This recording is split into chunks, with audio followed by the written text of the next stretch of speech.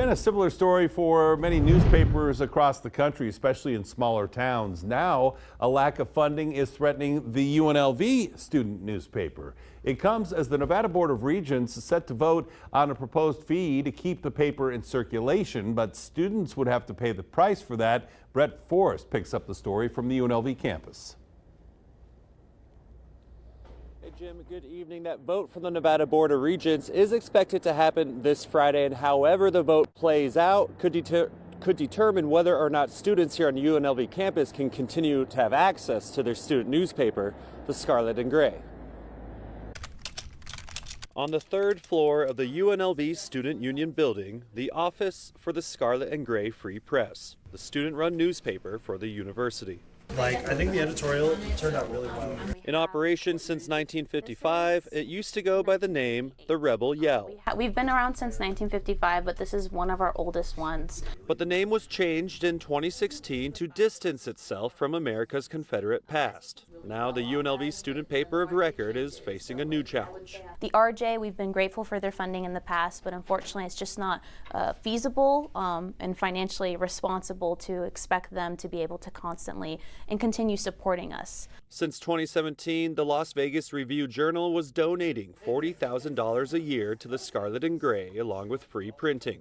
This semester, due to rising costs in paper, the RJ said they could no longer provide no-cost printing and would be gradually reducing their funding. They told us that they'd love to see more buy-in from the university community on funding us and just more leadership overall. The Scarlet and Gray also raised money through a student funding committee and ad sales, but something like a student fee would secure the paper's long-term viability. I think student newsrooms are vital to any college campus. You know, we record the history of the university, we gain a lot of professional experience here. The proposed fee is 20 cents per credit hour for all students, coming out to about $3 a semester per person, bringing in about $140,000 a year.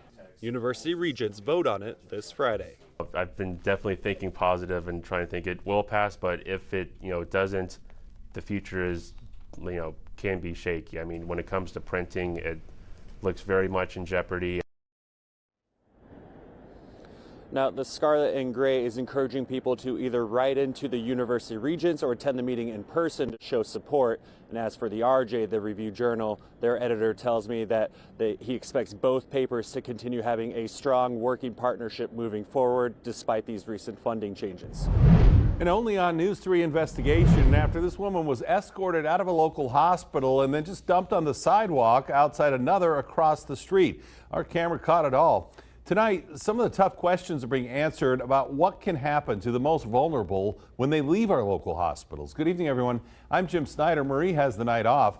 News 3's Kristen Drummond has been following this story from the beginning. She's live outside Catholic Charities with what the new information that she uncovered today. Jim, I first spoke with the Salvation Army of Southern Nevada last week about patients being left here in the Corridor of Hope by hospitals after they've been discharged and the hospitals not notifying the local shelters here. Now the CEO of Catholic Charities corroborates that information.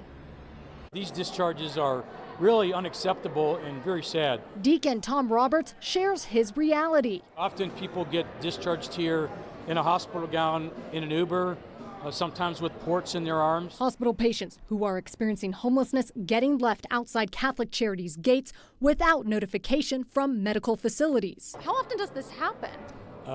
Sometimes a couple times a week, sometimes a couple times a day. How many hospitals are doing this? A lot. Many. CEO of the nonprofit speaking with me during the Catholic Charities annual Thanksgiving meal.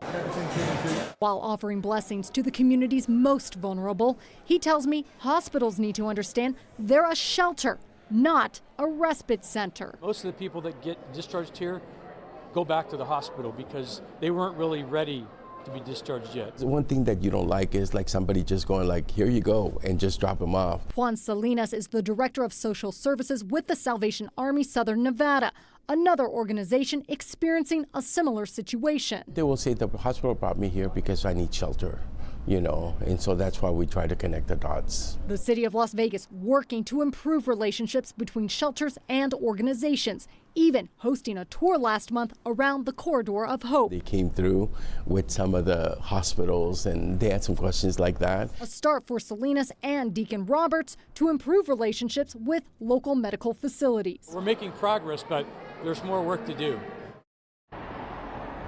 I reached out to the city of Las Vegas today. Mayor Carolyn Goodman was unavailable for an interview, but I was sent this statement. It says that the city of Las Vegas has been working to help connect our medical providers to the service providers in the Corridor of Hope. There are safe places available for those experiencing homelessness who need to recover from medical procedures, and the city continues to work to ensure that everyone in our community is healthy, housed, and higher. Now, coming up at News 3 Live at 6, an update on that patient left outside of UNC and the response from the Nevada Hospital Association after I tried multiple times last week to reach out to them about this. This was a major miss. That's how Indiana University women's basketball coach describes a major tournament that was played over the weekend in a ballroom at the Mirage. This story getting a lot of attention on social media and all across town. Our Andrew Nomura joins us live outside the Mirage to tell us more about what's the dust up here.